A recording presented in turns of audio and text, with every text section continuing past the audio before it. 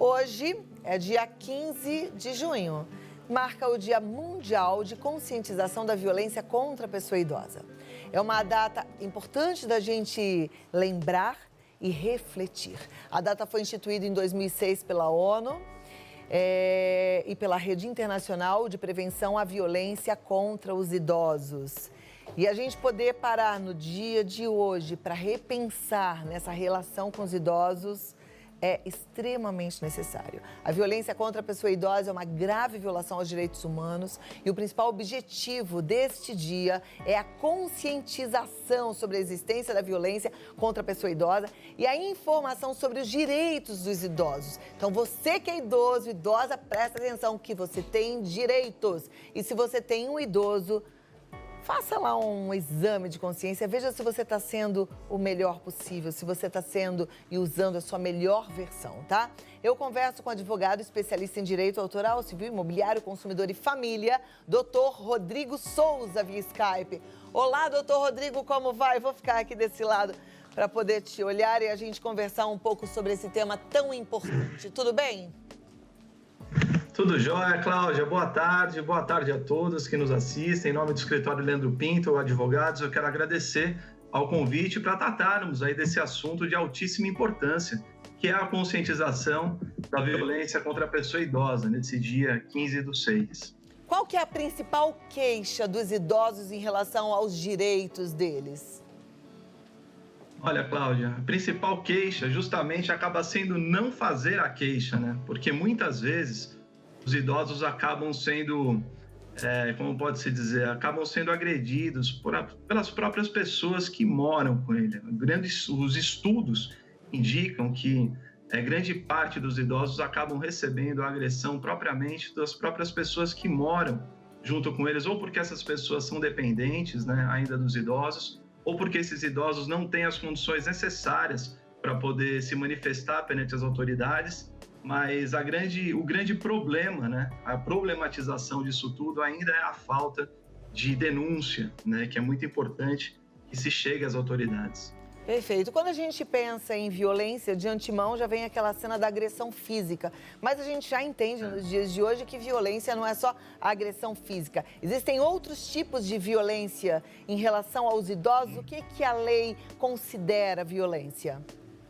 Olha, a lei ela considera a violência não apenas a parte física, como você muito bem explicou, mas também a violência moral, né? Que é aquele insulto, que é aquele subjugar, né, do idoso, e inclusive também a violência financeira, que é aquele tipo de situação onde aquela pessoa que está a violentar suprime de alguma forma aqueles rendimentos ou deixa de prestar quais seriam as situações necessárias para os cuidados do idoso, além também dos maus tratos, né, de não poder dar o carinho necessário que esse idoso que tanto fez pela nossa sociedade, que tanto fez por essa pessoa, por esse agressor, e agora fica nas mãos desse criminoso que merece, sem dúvida nenhuma, o rigor da lei. É verdade. Quem é que pode denunciar no caso de observação de um desses crimes, né? De um desse tipo de violência?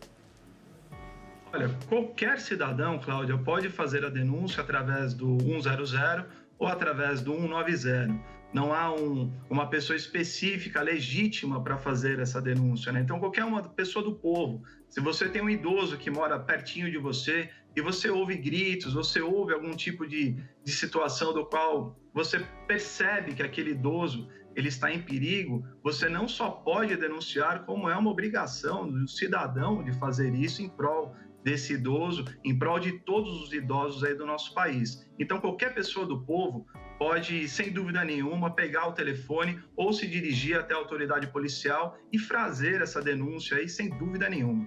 Ok. Outro dia, conversando com uma amiga, ela ficou surpresa porque, ao levar a mãe à médica, a médica disse: você sabia que a partir de tal época instalada essa doença, sua mãe passa a ser sua dependente, você passa a ser responsável por ela?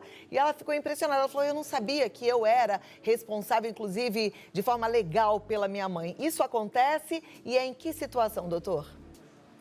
Isso existem algumas situações, né? A primeira que é no caso de doença mesmo, diagnosticada, do qual o idoso ele perde as faculdades civis, e uma vez isso acontecendo, é preciso que seja nomeado alguém, né, para que possa cuidar desse idoso, inclusive tomar todas as decisões da vida civil, como passar uma escritura, movimentar uma conta, alguma coisa nesse sentido.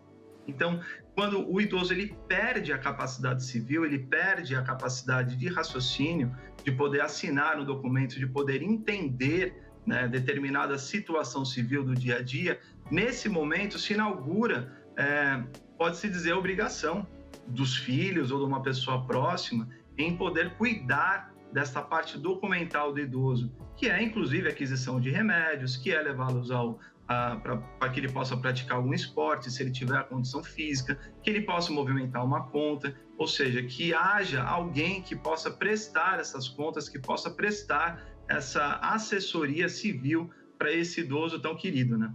Perfeito. Quando a gente estava falando lá dos direitos dos idosos, da violência, da responsabilidade, vem o outro lado, né?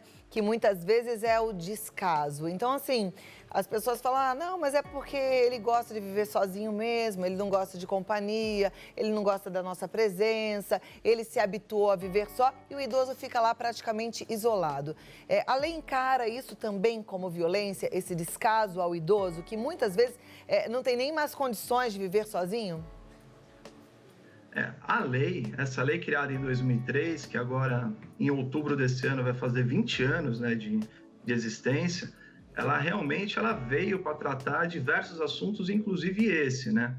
Às vezes, cuidar de um idoso, né, dependendo do seio familiar que existe, fica inviável por várias situações, ou porque a família ela não tem condições de pagar um cuidador ou de pagar um enfermeiro e acaba optando por levá-lo, por exemplo, a uma casa, a um abrigo, a um local onde ele possa ser melhor tratado e possa passar o seu dia a dia, né, em convivência com outros idosos e tendo todos os outros tipos de atendimentos necessários, como fonoaudiólogo, fisioterapeuta, nutricionista, né, os médicos, eles merecem tudo isso. Mas sim, a lei, quando você leva esse idoso para um determinado local desse, ainda que com todos os cuidados, continua sendo obrigação da família visitá-lo de forma ordinária, visitá-lo, levar carinho, comparecer, como bem dito na primeira entrevista hoje do seu programa, contar histórias, relembrar momentos. Isso é muito importante para que o idoso ele se sinta saudável, amado e feliz. Então, sim, é muito necessário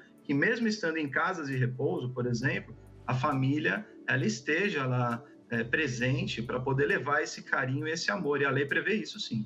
Muito bem. Bom, eu acho que foi elucidativo o nosso papo, eu acho que vale também como reflexão, porque eu penso muito que a gente precisa olhar para o nosso próprio umbigo e ver se a gente está fazendo a nossa parte, né? E para quem é idoso em casa também, se você está dando condições para que os seus filhos, os seus sobrinhos, as pessoas que você tem ali como rede de apoio possam de fato te ajudar. Porque muitas vezes a gente também faz escolhas duras, difíceis, né? Se sente sozinho, se sente fragilizado, mas não abre espaço para ajuda.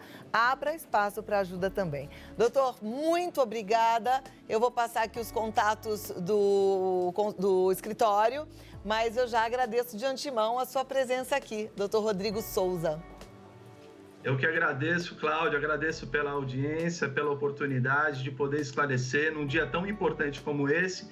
E se tratando de amor e carinho aos idosos, aqui vai a nossa homenagem também, uma flor, em nome do escritório Leandro Pinto Advogados, para todos os idosos e para todas as pessoas que cuidam desses idosos que a gente ama muito, viu? Fiquem todos com Deus. Muito obrigada, doutor Rodrigo Souza. O site do escritório é leandropinto.us, leandropinto.us é o site. E o Instagram, Leandro Pinto Advogados.